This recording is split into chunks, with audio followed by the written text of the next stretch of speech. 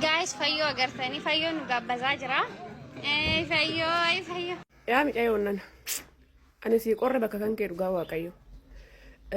Dubaay yeroo duraatiif biddeen masoobii guuttessi dura gooti kafana adii si xuusti hojii Dubaay bar booda immoo doogaa madii si gooti yoo seeran hin qabatinitti. Ani si qorre qalbiin qirjettee odoo si ta'e uffadheetan uniformii mana madaamii seenee hojjedhee hamma ta'e yoon tashaashiloo qabaadhe gadi bahee bashaqqaxa. Kaleessa dhuftee har'a bashaqqaxxee Dubaay nama meeqa aggaallaxxe. Biiftuu gorsa maakii horoo si gorsa isaa sammuu kee keessatti qabadhuuti mana madaamii gale. Beeksisa si hojjedhu tiktokii kanaatiin mana madaamii seenii warra siin jiru suni warra boolloo qotee qabrii keessa si geessuuf saaxinii si bite isaan. Fayyoon har'a biddeena si gaabbaste kuni boruun gaabbitaan si galee lakki of laali. Oromoon gaafa sitti murate Oromoon gaafa garagalee dugda sitti galee wanti Oromoon jeesi naftummoo maali beektaa Dubaayitti amanuu Oromootti amanuu na wayaan jechoota Oromootitti amanuu na wayaan koomentii Oromootitti amanuu na wayaan arraba keetti amanuu irra jechuudha jecha kootitti amanuu irra jecha Oromoon naan jirutti amanuu na wayaan maaliifin Oromoon kuma tokko yoo koomentii kuma tokko badaasii barreesse isaan keessaa jechi isaaniitu hundi dhugaa parsantii 100 dhugaadha. Waan na mudate waan an beekuuf jechuudha. Dubaay immoo akka daabbootti akkatti gaggalabaxxee silaalti. Sitti meetan jira. Maashaallah warabbal kaaba. Ani garuu dhiifama naa godhiiti duraanuun hin dubbadha. Jechuun namni akka keetii sooshaal miidiyaa kanarra kabajaa naamusa qabu hin jiru. Anuuyyuu yoo aaree namni waanaan jedhu aaree deebisa. Garuu sababuma ilmootiif deebisa. Ati ammoo hin callista. Dhaam goboseet nesh maashaallah. Rabbi akkanumatti amala kana sitti dagatu. Dubbattu waa balleessaa beete yoo dubbattu waa balleessi yoo callistu waa tolchita si galee callisuun bareedaadha nama gisee namni baay'een na arrabsus waa hedduu nama callisa gal callisuun bareedaa boo callisuu das jaa wanta akka callisuu das nama jawu hin jiru garuu his takka ofirraa dubbatuunis bareedaadha.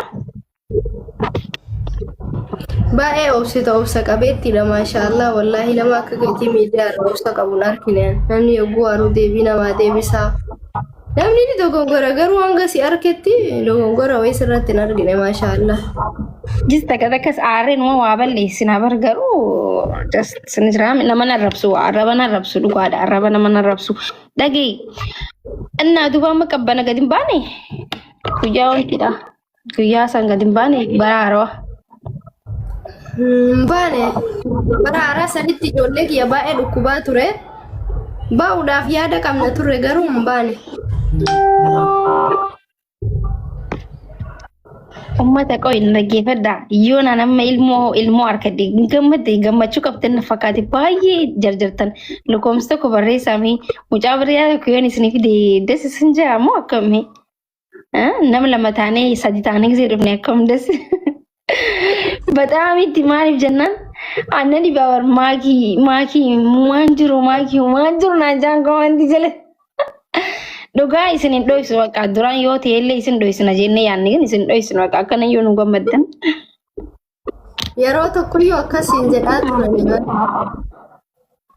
Oma si jaalatan si arguu barbaadanii Gini anu doon balleesse innis ishiinaan jedhu atis ishiinaan jettu.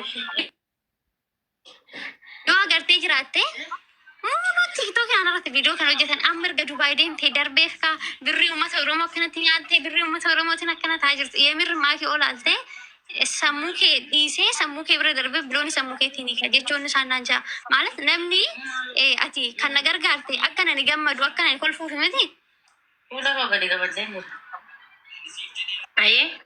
Isa lammataa immoo ani maalinatti kana isa sana inni raaffadhu. Ilan Dubaay seenee miti.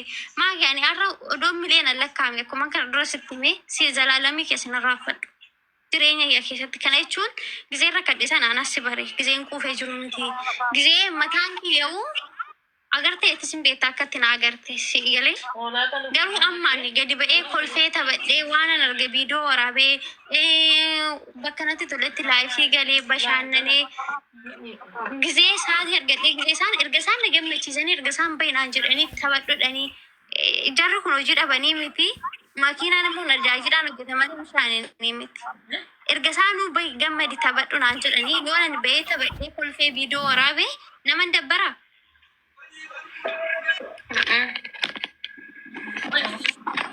Hayyee dhageeffadheen jira amma immoo isaanii wajjin haasofna. Maaltu jira seetan uummata keenya. Baay'izawwee waan ati hubachuu qabdu tokko jireenyuma keessattuu namni namaaf godhe waa namaan hin jiru. Annama waa namaa godhee nama arrabsu hin heddummaatullee takka takkaatu jira.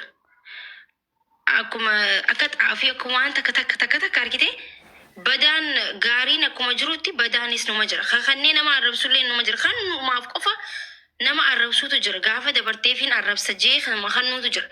Hagaruu sii kannee gammachuu hankee yoomin harka jee gisee hundas jala dhaabbatee sii kannu jira. Istiil ammallee Duubaay deemtee yoo rakkatte nama si gargaaruutu jira jechuudha. Si galee miti. Namni hundi tokko miti. Wanti hubachuu ati qabdu dura jechuudha. Isaaniitti dubbachuun duratti ati wanti hubachuu qabdu namni hundi tokko miti. Gaafa sii dabartee gaafa ati xurooyite caala gaafa sii dabartee waanyoon heddummaate jechuudha. Gaafa ati xurooyitee deemtu hunda namaa gad jirtaa akkaataan kee hunda nama hundaa gad waan jirtu namni hundinuu siif rifata. Onni irraa sii rifatu jira. Kammoo akkumatti fakkeessu sii rifatu jira. Gaafa sii dabarte immoo kamtu firaa kamtu wanti addaanuu hin beektu jechuudha. Innaa heddummina isaanii jechuudha. Kasi qeequutu heddummaata. Gaafa sii dabarte waan hubachuu qabdu tokko yoo jiraate jechuudha. Kanaafuu ati immoo deebistee isaaniif deebisuu hin qabdu. Gammachuu kan kee gammadi. Bashannanuu jirta bashannani sa'a barbaadetti illee hojii seeni. Kainaan siin jiru kun siinii jechuudha. Tiyaan suudhaan immoo uummata keenya Oromoo maaltu jira seetan. Micoota na gaafa na bira dhuftu bakka akkanan turre harkitanii turteeni rifeensi si'uu bakka sirreeffannee maali dhiqadhuu tolfadhuu jenneen asumatti hundi keenya waan dandeenyu gargaarreeni akka ilmoo teenyatti ofitti qabne miti. Erga hundi keessanuu hin beektan. Aaramoo dhiqattee tolfattee bireeddee bikka xiqqishoo sila amma bikka ifii waa qabachuu ofii waa bitachuu ofiin dalagachuu keessatti hamileen isii cabsuu hin qabu.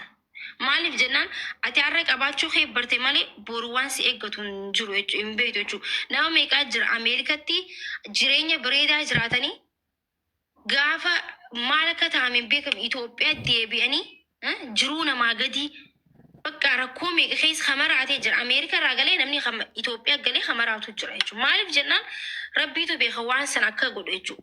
So namni namaaf hin gammanne namni jireenya namatti hin gammanne yoomillee jireenyi isaa tolaan ta'u qabaattanis waan qabdan hunda rabbiin isin dhabsiisa jechuudha.